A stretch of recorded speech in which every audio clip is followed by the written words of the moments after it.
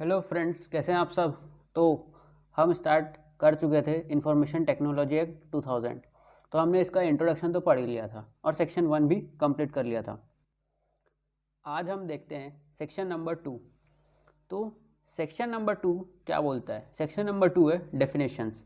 Section 2 में definitions के बारे में बताया गया है। तो इसमें जो पहला और क्लॉज ए है वो ये है एक्सेस।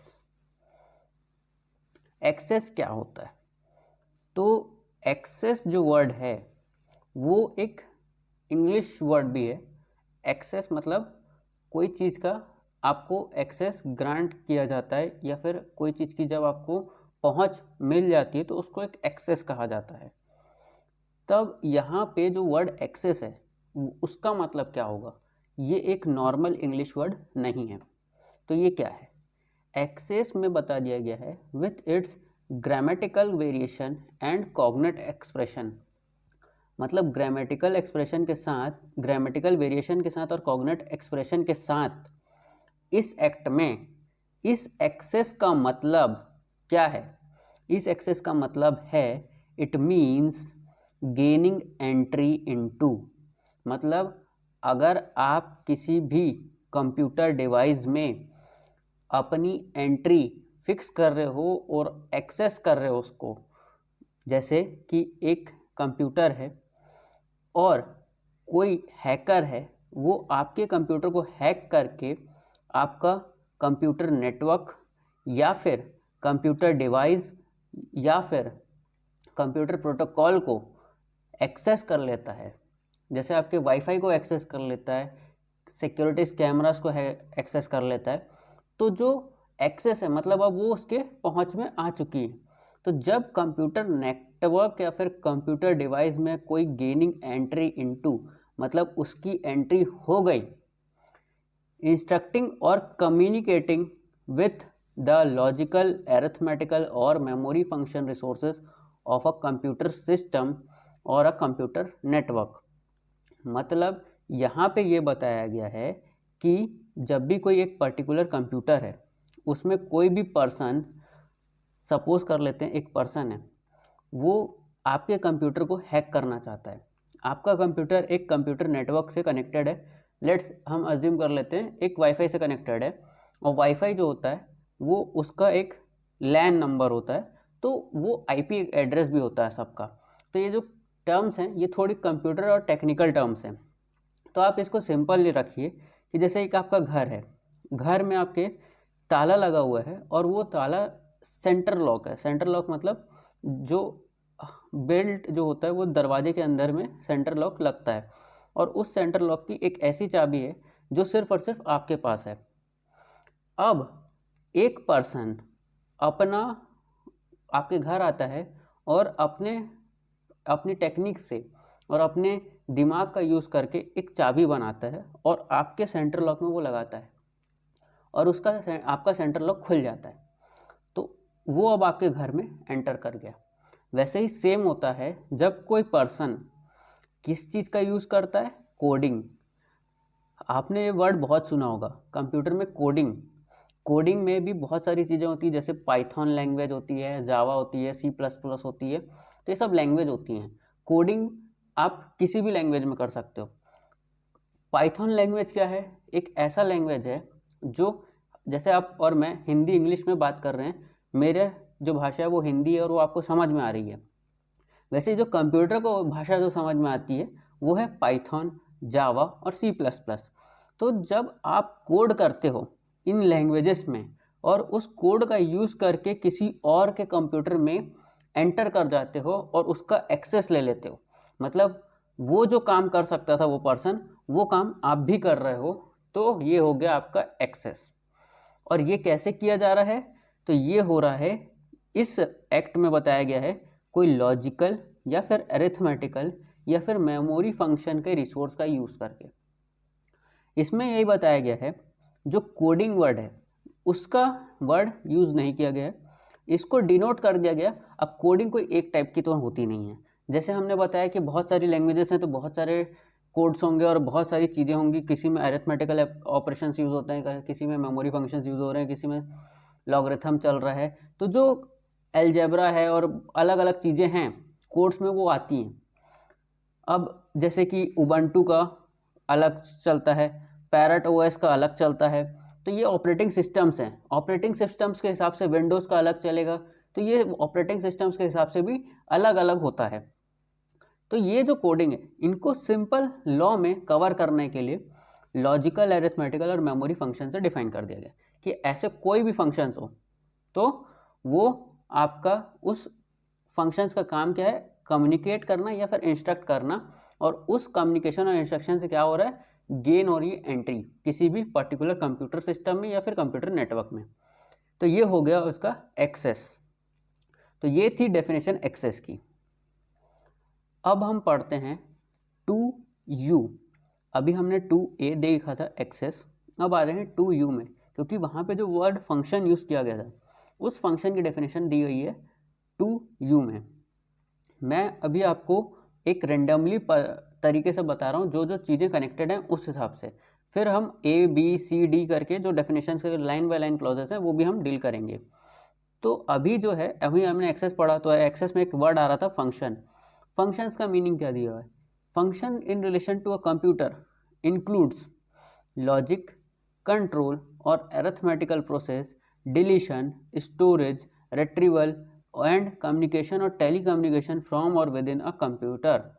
ये बता दिया गया कि कोई भी लॉजिक या फिर कंट्रोल या फिर अरिथमेटिकल प्रोसेस का यूज़ करके, डिलीशन, स्टोरेज और रिट्रीवल या फिर कम्युनिकेशन का यूज़ करके, टेली कम्युनिकेशन का यूज़ करके, फ्रॉम और विद इन अ कंप्यूटर, आप कोई भी कंप्यूटर के साथ कम्युनिकेट कर रहे हो तब वो कहला रहा है फंक्शन।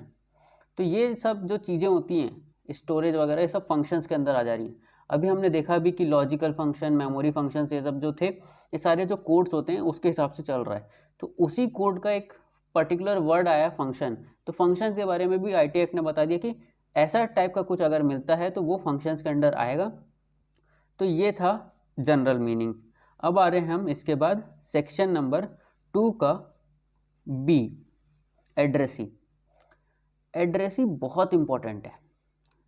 2B, अगर आपको इसको समझना है, एक तो बहुत इजी भी है और इसको समझना भी इजी है और थोड़ा इम्पोर्टेंट भी है क्योंकि ये एग्जाम में आ सकता है। एड्रेसी मतलब ये होता है, मीन्स अ पर्सन, एक ऐसा person who is intended by the originator to receive the electronic record but does not include any intermediary. अभी हम ये बट डज नॉट इंक्लूड को हटा देते हैं, हम इसको अभी पढ़ेंगे ही नहीं।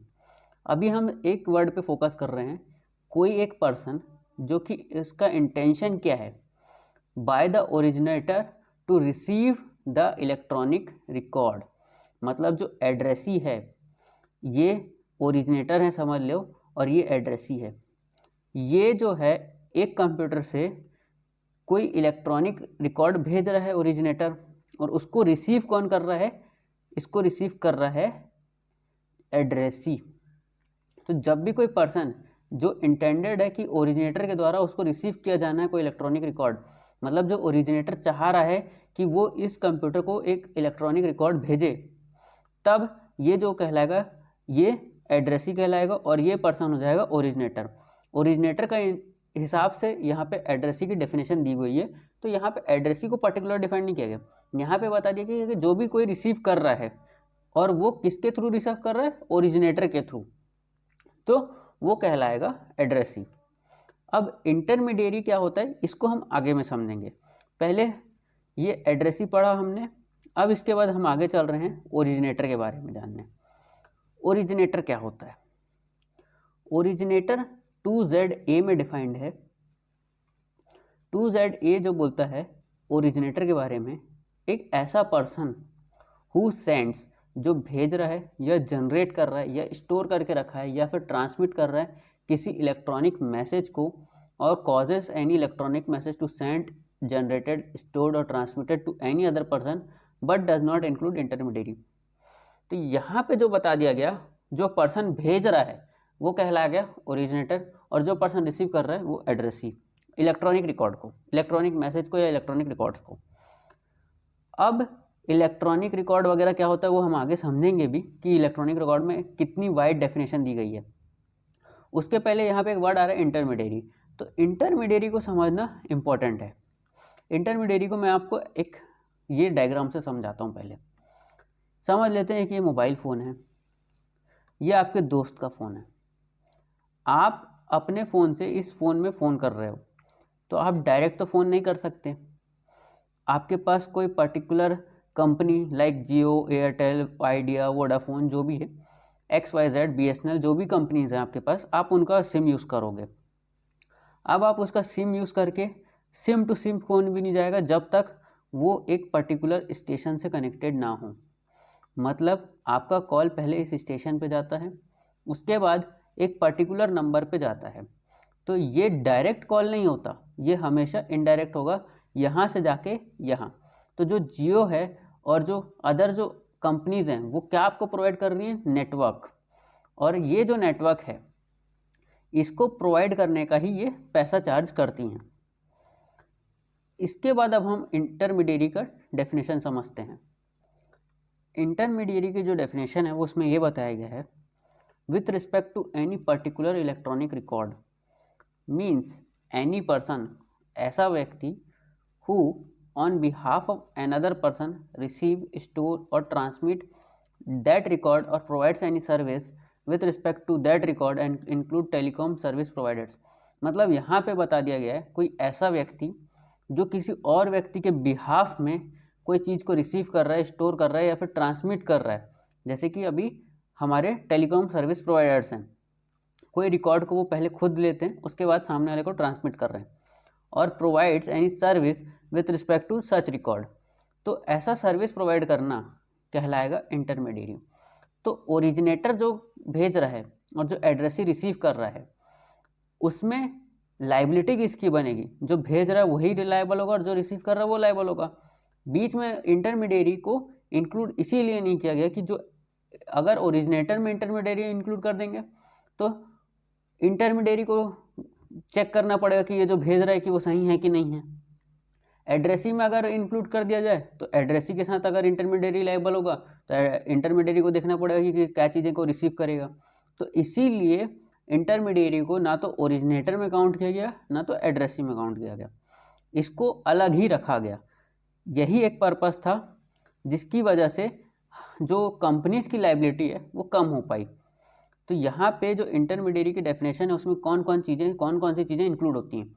It includes telecom service provider, network service provider, internet service providers, web hosting service providers, search engines, online payment sites, online auction sites, online market places and cyber cafes.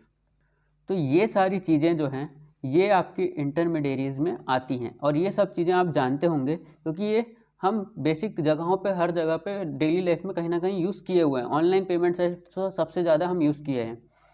तो जब भी आप किसी को पेमेंट करते हो तो ऑनलाइन पेमेंट साइट को थोड़ा ना लायबल मानते हो कि इसने मेरे को पेमेंट नहीं दिया करके। आपको अगर कोई पर्सन ने पेमेंट नहीं दिया तो आप गूगल के या फिर फ़ोनपे पर थोड़ा ना केस करोगे कि भैया इनके थ्रू पेमेंट नहीं आया। सामने वाले ने करा ही नहीं तो आपको पेमेंट कैसे आएगा? तो ये है, इसलिए इनको रखा गया इंटरमीडियरी के डेफिनेशंस के अंतर्गत। तो आज का वीडियो हम यहीं तक रखते हैं। अगर ये वीडियो आपको अच्छा लगा तो लाइक करें, शेयर करें, सब्सक्राइब करें हमारे चैनल को। Thank you.